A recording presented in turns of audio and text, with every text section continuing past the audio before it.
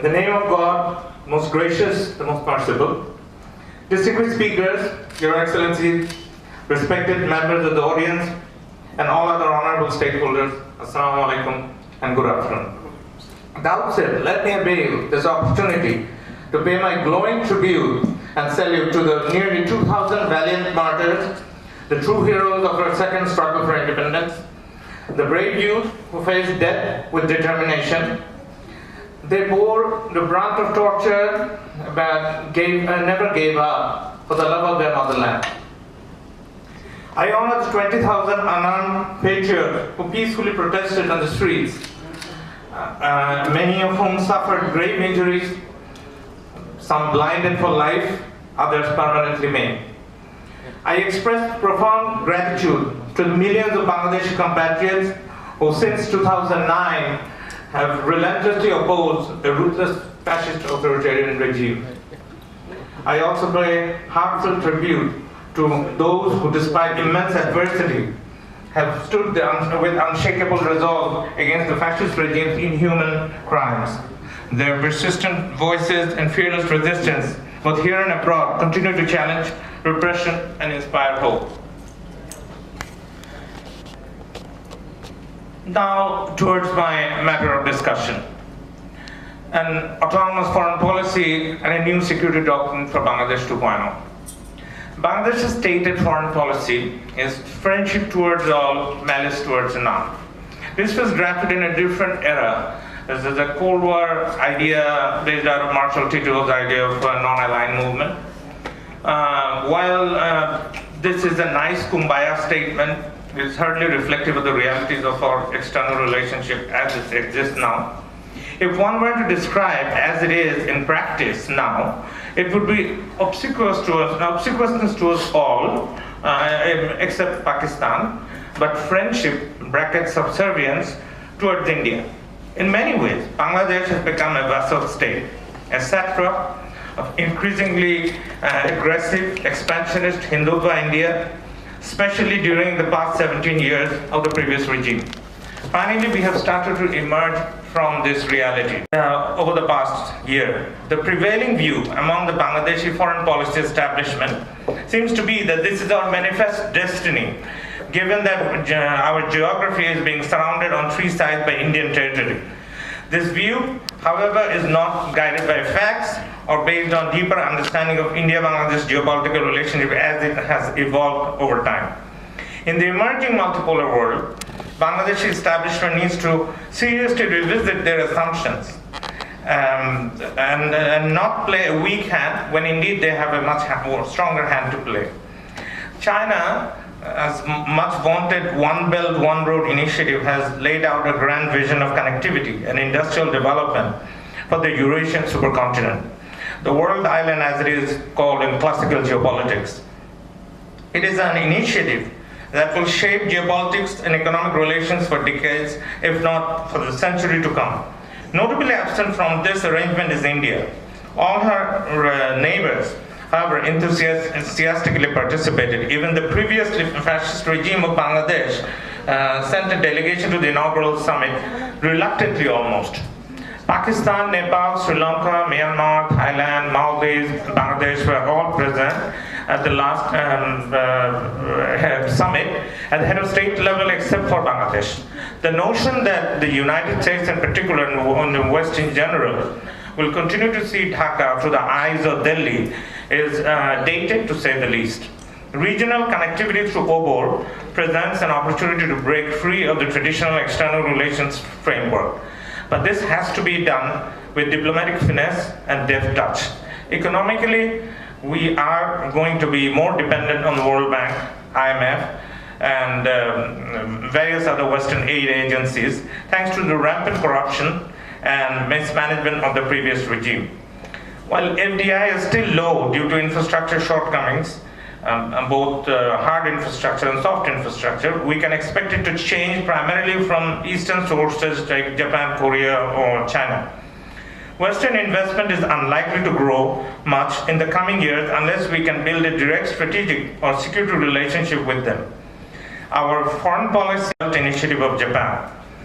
In that light, Japanese in deep sea ports and more efficient port infrastructure in general than Myanmar, India, or any other regional competitors.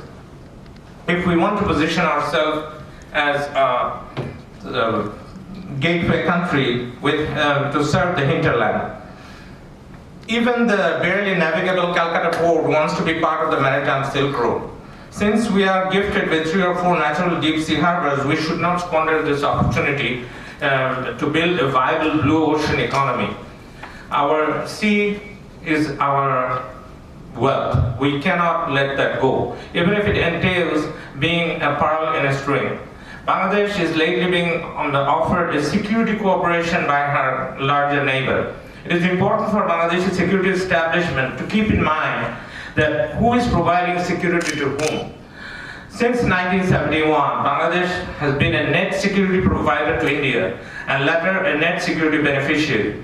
In return for restive borders, refusal to grant sanctuary to India's northeastern rebel groups, unlike India training and arming our Chittagong Hill Tracks terrorists, we are getting ongoing border killings. In return for offering significantly reduced risk for India having to fight a 2 or 3 front war that she is incapable of winning, we are being accused of terrorism and illegal migration, despite having a barbed wire frontier.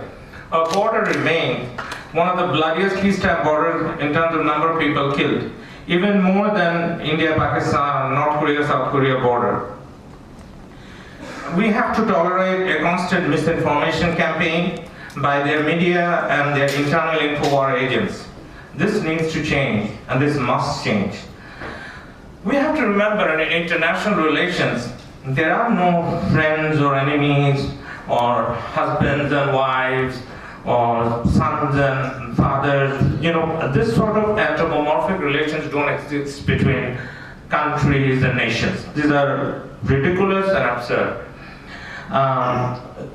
Geopolitical relationships are based on cold, hard reality of either strategic calculation or economic calculation. Our support for their territorial integrity cannot be unconditional, but based on mutual acceptance of the same. Our support for their internal stability must be conditional upon their support of the same for us. Our citizens must be treated with respect and their human rights must be protected. They cannot be tortured or humiliated in death or in life. If such cooperation is not forthcoming, our security, we should change it in our favor. Bangladesh is one of the largest sources of foreign earnings for Indian businesses. Through highly positive trade deficit and massive yearly worker remittance, both legal and illegal, India earns almost $25 billion from this market. Yet, we see ever-changing non-tariff barriers and absence of any meaningful positive investment in our country from India. This imbalance must be addressed in time. But much before that, we must realize that access to our market of 180 million people is a great negotiating tool for us to leverage in securing agreements in our common river issue or a variety of other issues where we have the contention. Although fair water access to the lower riparian country is a matter of international law right for us, while public feeling in Bangladesh about India is mostly negative, for all these frictions and historical issues, Indian business establishments never felt it in their pocket. The books in their pocketbooks, except since the 24 revolution aftermath. We must make them feel it. We must give access to our market and our wallets to those who provide us with the most benefit. This is the new reality of Bangladesh 2.0. As a state, we must maximize our own interest in real politic terms. India must realize they cannot take this market for granted and they have competition. That alone will strengthen our hands significantly. India is a rimland state in the grand chessboard of Eurasia, with very little geopolitical influence remaining with other major powers. We are also a rimland state, so is Japan, so is part of China, And so is Indonesia, so is Saudi Arabia, Turkey, Pakistan, many others. They're inland states, as you know, in Spikeman's theory. So, except for Russia, part of China, and Kazakhstan, even Europe is an inland state. There's no heartland state as per Halford McIntyre's theory. Now, I know this is a bit theoretical, but some of us here, you know, we have some very learned people here, they know exactly what I'm talking about. So, being a mainland state, India understands geopolitically, just as Pakistan presents a challenge for them, we also present a challenge for them. We are a maritime nation. We have to build a geostrategy as a maritime mercantile nation. We are on our way of doing that. The more we improve our port infrastructure and our blue ocean capability, more that will be the case. Also, given India's relationship with Pakistan, India's opportunity for westward expansion of influence is next to none. So any expansion hope they have to be on the eastern side. That is why they have an activist policy. And they also follow what is classically a Lord Palmerston and Alfred Theodore Mahan strategy, which is blue ocean strategy, navy-based maritime mercantile power strategy in the Indian Ocean, and to a lesser extent to South Pacific Ocean, South China Sea, which is why they are a major player in the Indo-Pacific strategy. Now, their primary focus will be the Straits of Malacca, backed by US Navy and Japan, perhaps. The Chinese foresee this, and they have devised multiple strategies to counter that in terms of OBOR, the China-Pakistan Economic Corridor, China-Myanmar Economic Corridor, the Kra Canal in Thailand, Malaysia interport transshipments, and various other joint projects with Indonesia to avoid this chokehold. That leaves India with dependence on overland access routes to Southeast Asia. So India's active policy must therefore go through Bangladesh from west to east. Their so-called Kaladan project via most volatile parts of Myanmar is still a pipe dream. We should not provide this transshipment facility, I note, not a corridor, transshipment facility without a competitive price. And also, we should not provide this without a corresponding transshipment north-south to Nepal, Bhutan, Sikkim, and Arunachal Pradesh onwards to China. These not corridors, transshipments should only be given for civilian transportation and not transit. There should be, under no circumstances, any cross-border military transshipment or military protection of shipment beyond one country's own border. Each country should provide security within its own sovereign borders. But joint customs checking could be done at borders. That is the only way it makes sense. Above arguments show that a factual assessment of India-Bangladesh relationship as it has evolved now in the backdrop of the emerging multipolar world order and a growing presence of the Chinese dragon in the South Asian neighborhood shows it is hardly as one-sided as it is made to appear. We need to seriously consider our participation in SAARC and BIMSTEC unless we can include the Chinese participation in that in a meaningful way. With truly nationalistic leadership and skilled diplomats, we have quite a good hand to play vis-a-vis our much larger neighbor to protect and enhance our core interests. However, to maintain our strategic independence and pursue such a foreign policy, the most cost-effective security doctrine for us will either be through a mutual defense treaty with a faraway power or a strategic treaty. We already have a strategic treaty with Japan. I would like to add that there are possibilities of doing a similar thing with the United States and China, while we keep a careful eye on an emerging Muslim NATO. In addition to this thing, I would say what we have to do ourselves is develop a highly sophisticated asymmetric warfare strategy that allows us to inflict unacceptable damage to any aggressor, even if we cannot win a war outright.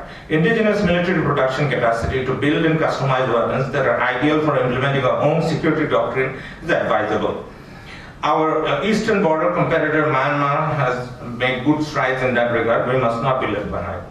That, along with a good compulsory military training service, and like Singapore, is enough to ensure sufficient deterrence against any adventure by any neighbor.